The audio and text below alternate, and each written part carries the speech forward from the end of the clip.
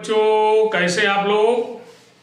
सब मस्त, एकदम मस्त। चलिए, बड़ी अच्छी बात है बच्चों। हम सॉल्यूशन का अगला टॉपिक फिर से लेके आए हैं। पिछले टॉपिक में आपने सीखा था परासरण प्रक्रिया क्या है और विसरण क्या है। अब इस टॉपिक में परासरण प्रक्रिया को सीखने के बाद परासरण दाब को सीखेंगे।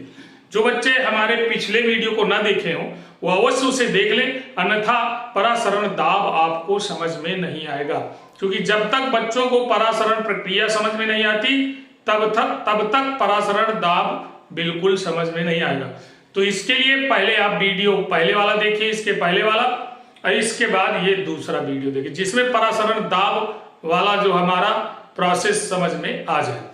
तो बच्चों, आज हम जो इस टॉपिक की चर्चा करने जा रहे हैं वो है परासरण दाब, ऑस्मोटिक प्रेशर। हाँ, तो वीडियो स्टार्ट करने से पहले जो बच्चे हमारे नए हो वो हमारे चैनल को सब्सक्राइब कर लें, बेल आइकन दबा लें, जिससे कि मेरे रोज रोज नए नए वीडियो जो अपडेट करके मैं भेजता हूं उसका नोटिफिकेशन आप तक पहुंच जाए और आप उसका आनंद ले सकें।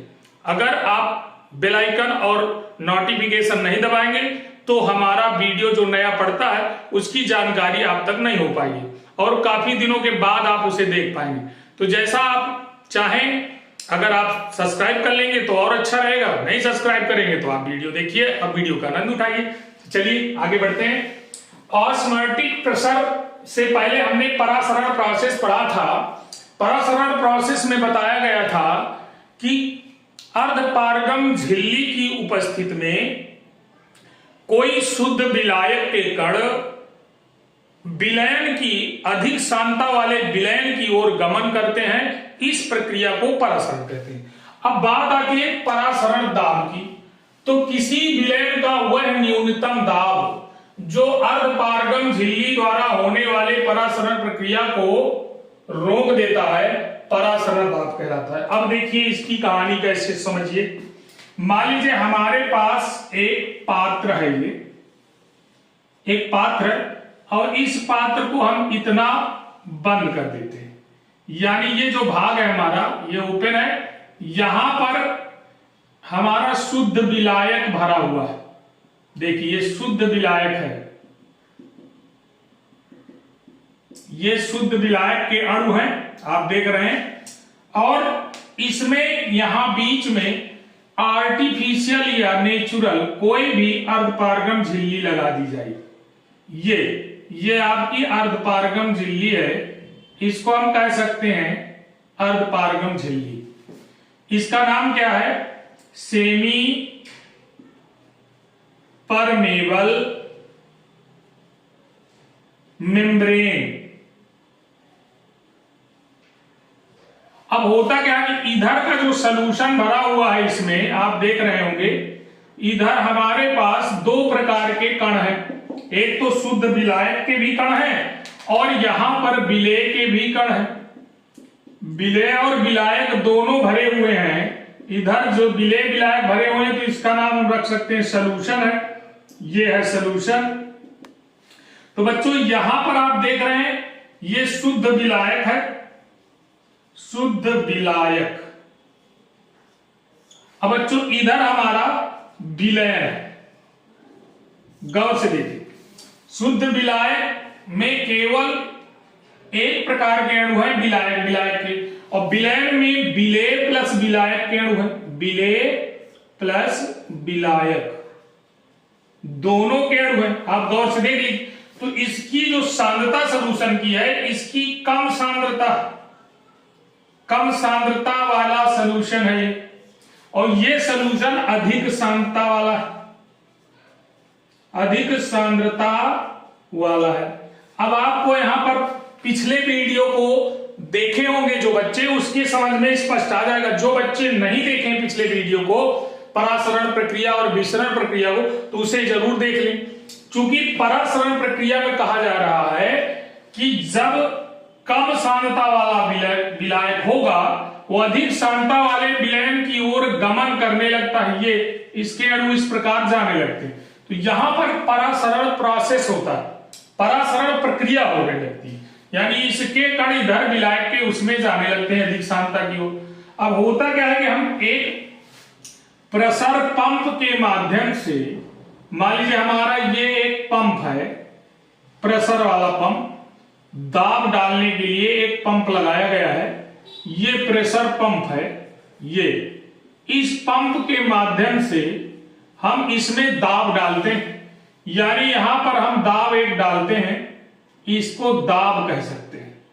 तो ये ऐसा दाब जब हम प्रेशर डालेंगे तो इस विलयन में उपस्थित विलेय के कण तो वहीं रुके रहते हैं, बट विलायक के कण पुनः रिटर्निंग करने लगते हैं, यानी विलेय के कण यहीं पर रुके रहेंगे, बट विलायक के कण इधर आने लगते हैं।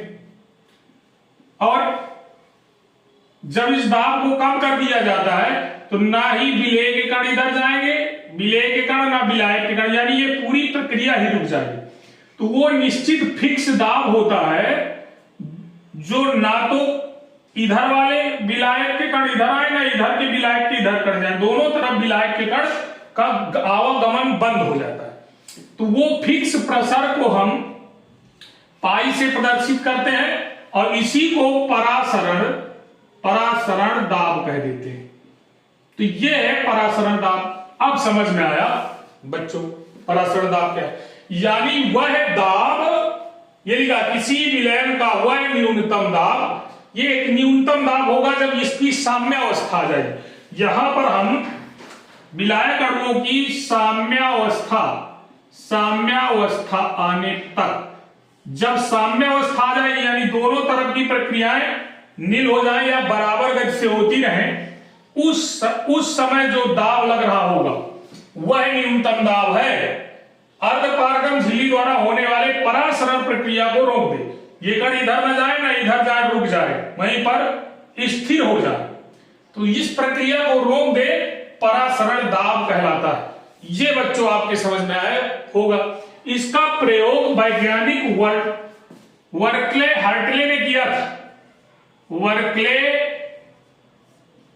तथा हार्टले वैज्ञानिक ने किया था। यह आप ध्यान रखिएगा, इसका नाम भी कभी कभी आ जाता है, वर्कले हार्टले वैज्ञानिक। इसने इस प्रक्रिया को देखा था और समझा था। इसके बाद क्या हुआ, जब परासरण दाब के बारे में जानकारी हो गई तो वैज्ञानिकों ने आगे वांट हाफ वैज्ञानिक आए। वांट हाफ ये वांट हाफ वैज्ञानिक ने क्या किया, वांट हाफ वैज्ञानिक आए और इन्होंने क्या किया, प्रयोग अपना करना चालू कर दिया। तो बच्चों वांट हाफ ने क्या किया, परासरण दाब के प्रायोगिक मानों को लगातार ले लेकर अध्ययन करते रहे। अध्ययन करने से एक पता लगाया कि अति तनु विलयन, अगर कोई तनु विलयन है, तनु विलयन बहुत ही कंसंट्रेशन कम और उसकी डाइल्यूशन अधिक, तनु विलयनों के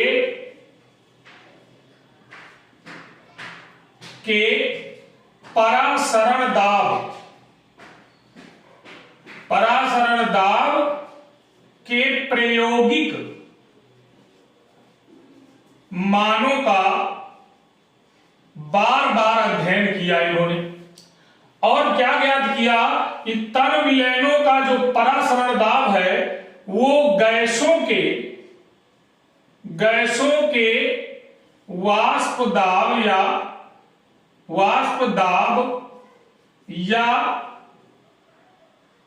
परासरण दाब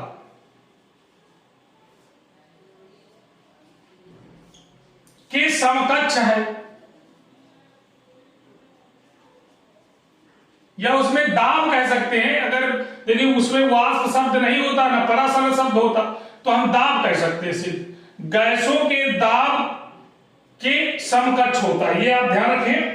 परासरण और इसको ना लिखें, गैसों में केवल दाब की बात करें तो इनके समकक्ष होने पर उन्होंने ज्ञात किया कि हो सकता है कि ये परासरण प्रायोगिक वैल्यू गैसों पर लागू होने वाले नियमों जैसा अतितनु विलयन में भी हो जाए। तो बच्चों देखो अतितनु विलयनों में क्या हुआ, उन्होंने परासरण दाब के नियमों का प्रतिपादन कर डाला। किसने?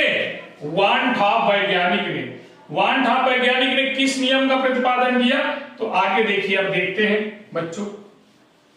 वान ठाप वैज्ञानिक ने परासरण दाब के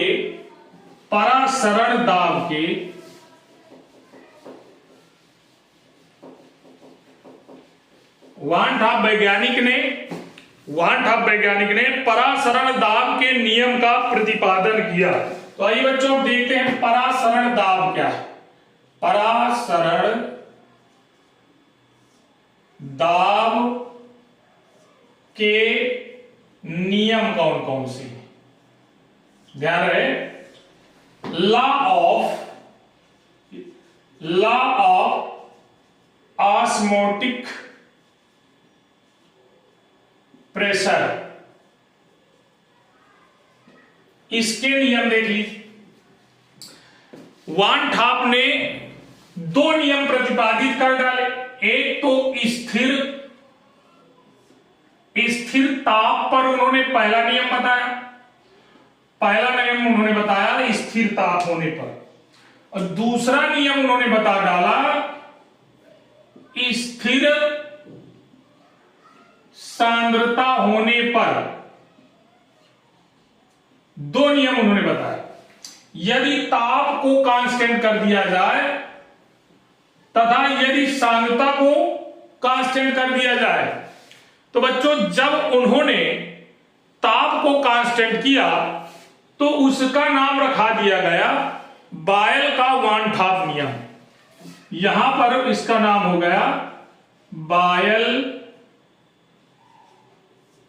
का वान ठाप नियम।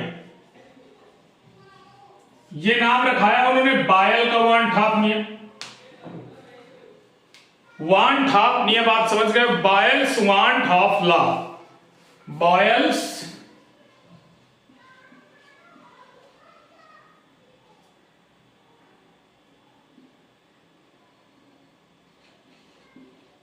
वान ठाप लॉ। और दूसरा नियम क्या है? चार्ल्स का वान ठाप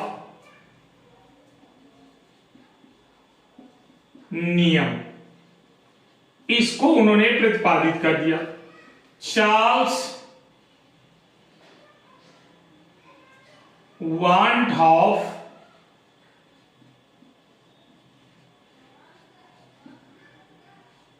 लॉ। अब दोनों की बात आती है, समझिए आप लोग। पहला नंबर स्थिर दाब पर जो था उसका नाम रखाया उन्होंने बायल वान ठाप लॉ, और स्थिर सांद्रता पर जो नियम प्रतिपादित हुआ उसका नाम उन्होंने रखा दिया चार्ल्स वान ठाप लॉ। तो इन्होंने क्या बताया कि जो हमारा परासरण दाब था उसका जो परासरण दाब था वो स्थिर ताप पर, इसकी चर्चा हो रही बायल्स वान ठाप लॉ की। देखिएगा, और से पहले हम इसकी चर्चा करते हैं। स्थिर ताप पर किसी विलयन का परासरण दाब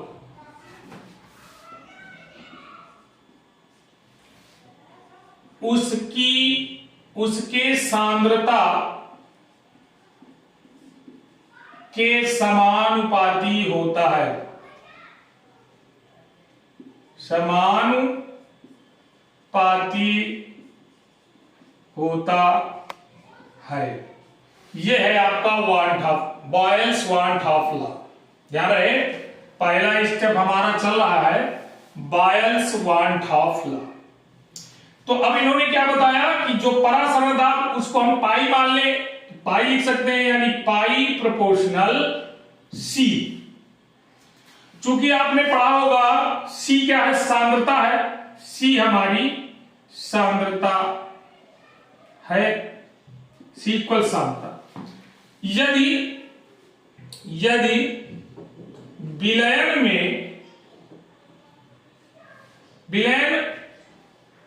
में 1 मोल पदार्थ B आयतन में घुला हो तो, अब आप समझ गए हैं। तो आप जानते हैं सांद्रता C बराबर 1/B हो जाता है, सांद्रता C बराबर 1/B हो जाता है, क्योंकि अब प्री नॉलेज है हमको। तो ये हो जाएगा पाई प्रोपोर्शनल 1/B। अब हम प्रोपोर्शनल हटाएंगे तो एक स्थिरांक आ जाएगा, यानी पाई बराबर K/B। इसको क्रॉस मल्टीप्लाई करते हैं अगर हम, तो हो जाएगा पाई V बराबर K, यानी समीकरण फर्स्ट हमारा ये स्थिरांक प्राप्त हो जाएगा। यानी आयतन और दाब का गुणनफल स्थिर होता है। ये हमारा पहला नंबर आ गया बायल का वान हाफ लॉ। अब आती है बात चार्ल्स के वान हाफ नियम से। चार्ल्स के वान हाफ नियम में क्या बताया गया, देखिए बच्चों, अब हम आपको इसकी भी परिभाषा लिखते हैं, थोड़ा सा मिटा दें, नहीं लिखने में मजा नहीं। अब चार्ल्स का वान हाफ लॉ है, बताना है आप चार्ल्स का वान हाफ नियम, यानी हम यहां लिखे दे रहे हैं, दूसरा पार्ट है चार्ल्स का वान हाफ नियम, ये अब पढ़ने जा रहे हैं। तो चार्ल्स का वान हाफ नियम में क्या बताया उन्होंने परिभाषा, उन्होंने बताया किसी विलयन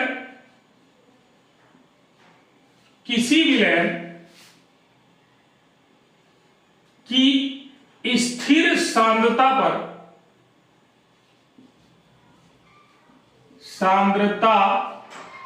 पर परासरण दाब ताप के अनुक्रमानुपाती होता है।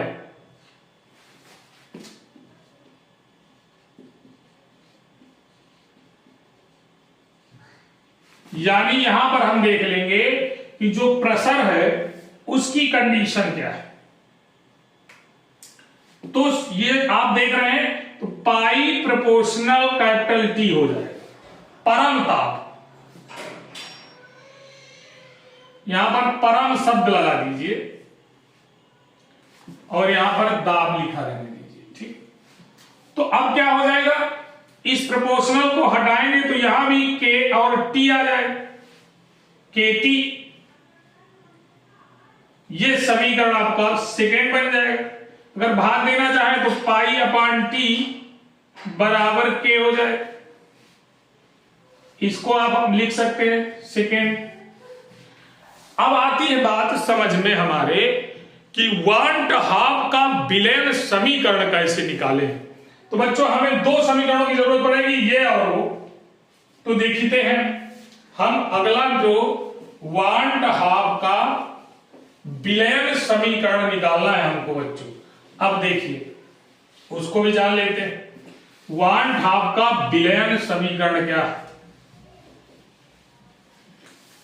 वान हाफ ने दो नियम प्रतिपादित किया, आपने देखा, पहला नंबर बायल्स का, दूसरा चार्ल्स का। अब वान हाफ का विलयन समीकरण हमको निकालना है। हेडिंग बनेगी आपकी वान हाफ का विलयन समीकरण।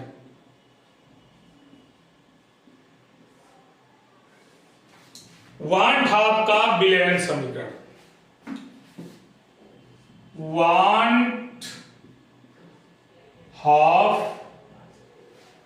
वान हाफ इक्वेशन ऑफ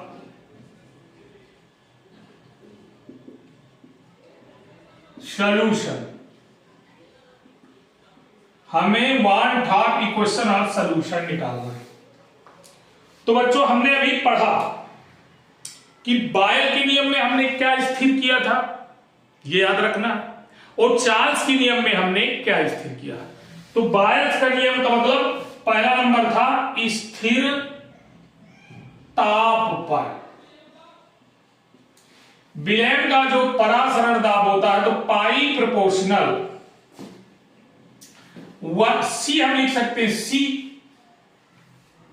दूसरी कंडीशन क्या था, इसको समीकरण 1 मान लो, स्थिर सांद्रता पर बच्चों पाई प्रोपोर्शनल टी।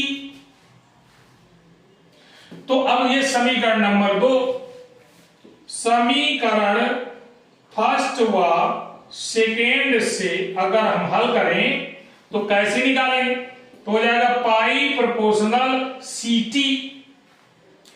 प्रोपोर्शनल हटाएंगे तो एक स्थिरांक आ जाएगा बच्चों, जिसको हम यस से या आर से डोनेट कर सकते हैं, सी टी या यस, या इसको हम इतना बना सकते हैं, और या फिर हम पाई बराबर आर सी आर टी लिख सकते हैं, सी आर टी ये लिखा जा सकता है, पाई बराबर सी आर टी। अब देखिए इनका मतलब क्या होता है आप जान लीजिए। पाई क्या है आप जान लीजिए, परासरण दाब है। परासरण दाब को हम पाई से प्रदर्शित करते हैं। इसके बाद यस क्या है, यस या आर दोनों को हम विलयन स्थिरांक कहते हैं। विलयन स्थिरांक, जिस प्रकार गैसों में आर को गैस स्थिरांक कहा जाता है, तो सॉल्यूशन में इन दोनों को आप विलयन स्थिरांक कहेंगे।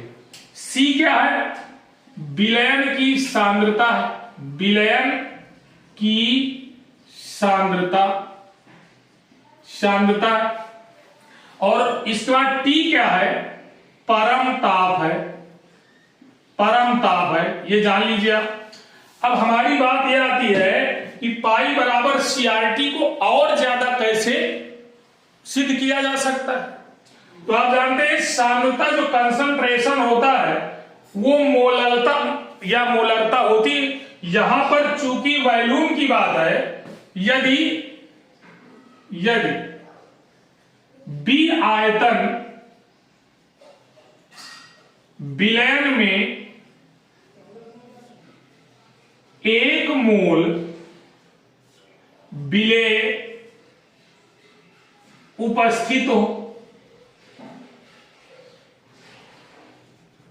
1 मोल लिख सकते हैं या n मोल लिख सकते हैं, n मोल विलेय उपस्थित हो, n ले लेंगे तो फार्मूला और बढ़ जाएगा।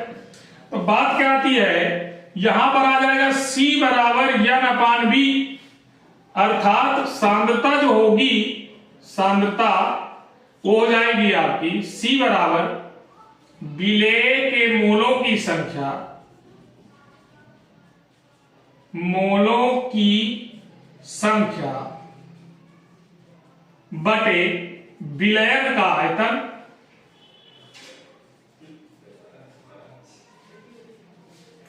अब चूंकि आप ये जानते हैं, चूंकि हम जानते हैं कि स्मॉल n बराबर होता है W/m, यानी हम इसको कह सकते हैं विलेय का भार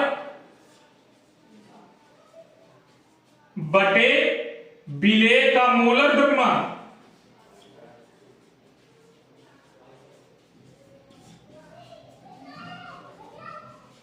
तो इसको और बढ़ा लीजिए, यानी हमारे इस फार्मूले में गौर से देखिए, सी को चेंज कर सकते हैं।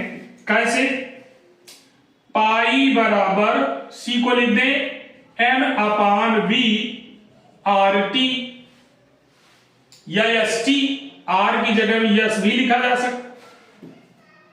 अब b को इधर गुणा कर सकते हैं, पाई इंटू b बराबर NST। जैसे आदर्श गैस समीकरण में निकालते थे आप, PV बराबर nRT, उसी तरह आदर्श गैस की तरह ये समीकरण आपको मिल जाएगा। अगर इसमें हम n की वैल्यू में पुटअप करना चाहें तो ये आपका पाई v बराबर W/m/ST एक फार्मूला नया जनरेट हो जाएगा, जो अति महत्वपूर्ण फार्मूला है आपके न्यूमेरिकल की दृष्टि से। तो आपको समझ में आया होगा, इसको कहते हैं वांट हाफ का बिलियन इक्वेशन। ये है आपका वांट हाफ का बिलियन इक्वेशन। अगर अधिक और इसको एक्सप्लेनेशन करके ले जाना है तो बी आयतन में n मोल विलेय उपस्थित होने पर आप जानते हैं C बराबर n/b हो जाता है, तो हमने n/b रख दिया, b का क्रॉस मल्टीप्लाई कर दिया। अब n बराबर W/m हो जाता है, तो हमने यहां रख दिया। सबके मान को पता है, n क्या है, विलेय के मोलों की संख्या, b क्या है, विलेय का आयतन है, W क्या है, विलेय का भार है, m क्या है, विलेय का मोलर द्रव्यमान है। तो बच्चों इन चार चीजों के अतिरिक्त भी आपको n, b, w और m की वैल्यू यहां पुटअप करनी पड़ सकती है। अब इसका कार्य क्या है, देखिए इससे हम क्या क्या, इसकी उपयोगिता क्या है। उपयोगिता देख लीजिए, पहली नंबर में उपयोगिता की चर्चा कर दे। उपयोगिता, उपयोगिता क्या है, वांट हाफ समीकरण की उपयोगिता क्या है। तो पहला नंबर तो आप जान लीजिए इसकी उपयोगिता, फर्स्ट नंबर में ये पहला नंबर, यहां पर परासरण दाब की गणना की जा सके। परासरण दाब की गणना की जा सकती है। दूसरे कंडीशन में क्या है, परासरण दाब ज्ञात होने पर, परासरण दाब ज्ञात होने पर क्या ज्ञात किया जा सकता है, इसका मोलर द्रव्यमान या भार, यहां मोलर मास ज्ञात किया जा सकता है। किसी भी विलेय पदार्थ का मोलर द्रव्यमान ज्ञात किया जा सकता है, मोलर द्रव्यमान की गणना की जा सकती है बच्चों। तो ये दो उपयोगिता है इस समीकरण की। अब बात आगे आती है परासरण दाब का वांट हाफ समीकरण के बाद आप बढ़ें आगे, देखिए क्या होता है। अब हमारा जो इसी में अगला टॉपिक है कि ये परासरण जो विलयन होते हैं वो कितने प्रकार के हो सकते हैं, यानी परासरण से संबंधित सलूशन कितने प्रकार के हो सकते हैं। तो बच्चों देखिए, परासरण दाब से संबंधित विलयन कितने हो सकते हैं। नंबर 1 यानी परासरण विलयन के प्रकार, तो पहला नंबर हो गया समपरासरी विलयन। समपरासरी विलयन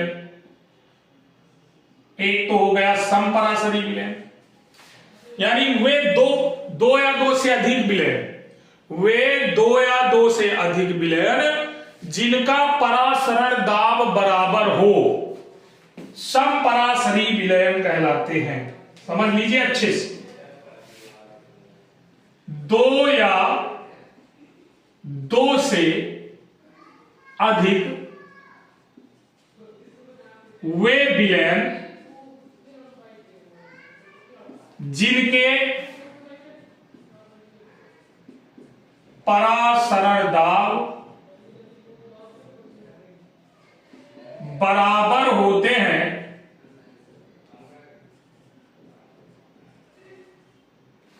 समपरासरी विलयन कहलाते हैं। समपरासरी विलयन कहलाते हैं।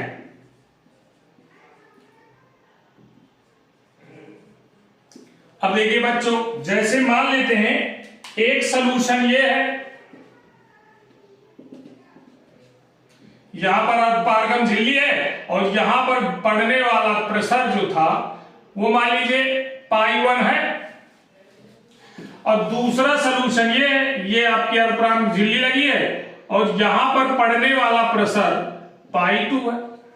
तो जब दोनों के दाब बराबर है तो यहां पर π1 बराबर π2 हो जाएगा, π1 बराबर π2 हो जाएंगे। ये बात आपको ध्यान में रखना। दूसरी बात क्या होगी कि इसमें C1 बराबर C2 हो जाएंगे, सांद्रताएं दोनों की बराबर हो जाएंगी। तीसरी कंडीशन यहां पर T1 बराबर T2 भी रखा जाए, यानी तीनों कंडीशन इनकी बराबर होंगी, समपरासरी विलयनों की। समझ गए। तो अगर हम किसी चीज का अध्ययन करना चाहें तो अंतर किस किस में होगा, इन दोनों के पदार्थों के मोलर मास में अंतर होगा, कैपिटल एम, इनके पदार्थों के मोलर मास में अंतर होगा। ये मान लीजिए M1 है तो ये M2 होगा, और इनकी मोलों की संख्या यानी N1 तो इसकी N2 में अंतर होगा। तो बच्चों अगर हम इनको बराबर करके देखना चाहें तो आप कैसे बराबर कर सकते हैं एक समीकरण को दूसरे। मान लीजिए पहले फर्स्ट स्टेप में अगर पहले विलयन की चर्चा करें तो ये हो जाएगा पाई बराबर है चूंकि पाई 2 से, और C2 से बराबर है। आयतन भी आपका लगभग बराबर होना चाहिए, तो B1 B2 लिख सकते हैं, उसको कोई दिक्कत नहीं। तो अब C1 C2 और T1 T2 बराबर है, तो आपका क्या हो जाएगा, आप अभी आपने निकाला था सॉल्यूशन को, पाई V बराबर nRT, यह आपने निकाला था। n बराबर अगर आप लिख दिए तो पाई V बराबर W/m/RT। अब गौर से देखिए इन विलयनों के लिए पाई 1, B1 और B, तो यहां पर B1 W1 M1 इनमें फर्क आ जाएगा। तो आप क्या करेंगे, जैसे निकालना चाहते हैं किसी भी विलयन के लिए परासरण दाब दोनों बराबर ही रहेंगे, तो यहां पर आप देख रहे हैं N1 हो जाएगा B1 हो जाएगा। तो दोनों विलयनों में अगर भाग दिया जाए तो ये हो जाएगा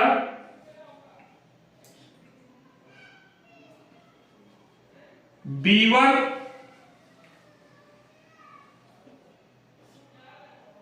अपान V2 बराबर W1 अपान M1 M2 अपान W2। इस प्रकार इसका भी अध्ययन किया जा सकता है। यानी समीकरण फर्स्ट में सेकेंड का भाग देंगे, एक निकाला आपने दूसरा निकाल लीजिए। पाई V2 बराबर W2M2 RT, इससे करेंगे तो पाई से कैंसिल हो जाएगा, RT से कैंसिल हो जाएगा। तो ये सॉल्यूशन इन समपरासरी विलयनों के लिए इस तरह से निकाला जा सकता है। यानी आपको समपरासरी विलयन के बारे में पूरी जानकारी मिल चुकी। अब दो प्रकार के और भी विलयन है समपरासरी के बाद, एक होता है अल्पपरासरी, दूसरा होता है देखिए, एक होता है अल्पपरासरी विलयन, दूसरा नंबर अल्प परासरी विलयन, अल्प परासरी। तीसरा होता है अति परासरी विलयन। तो अब जैसे दो विलयनों की चर्चा की जाए, दो विलयनों में अभी आपने देखा एक विलयन ये था, दूसरा ये था। यहां पारगम झिल्ली लगी थी, यहां प्रेशर जो पड़ रहा था ये पाई 2 है, और मान लीजिए ये पाई 1 है। अगर इनकी दोनों पाई 1 पाई 2 बराबर है तो सॉल्यूशन समपरासरी हो गया। यदि किसी विलयन में पाई 1 बड़ा है पाई 2 से, या फिर पाई 1 बड़ा है पाई 2 से, या फिर पाई 2 बड़ा है पाई 1 से, तो इसमें जो बड़ा होगा, जो दाब अधिक होगा, यानी वह परासरण दाब जो विलयन में अधिक होगा उसे अति परासरी विलयन कह देंगे। अधिक वाले को अति परासरी विलयन कह दिया जाए, और कम वाले को अल्प परासरी विलयन कह दिया जाएगा। इस प्रकार से इसे पूरी तरह आप अल्प परासरी को और अति परासरी की परिभाषा बना सकते हैं। क्या बनाएंगे? दो या दो से अधिक वे विलयन जिनके परासरण दाब बराबर नहीं होते, जिसका परासरण दाब अधिक होगा उस विलयन को अति परासरी विलयन कहेंगे, जिसका परासरण दाब कम होगा उसे अल्प परासरी विलयन कहेंगे। बहुत सरल परिभाषाएं, इनको थोड़ा सा आपको जानकारी में लेना है। यहां पर हमारे ब्लड की चर्चा करें, 0.16 मोलर विलयन है अगर हमारे ब्लड में, NaCl का कुछ विलयन अगर इस विलयन से मैच कराए, गौर से देखिए, हमारे आरसीबी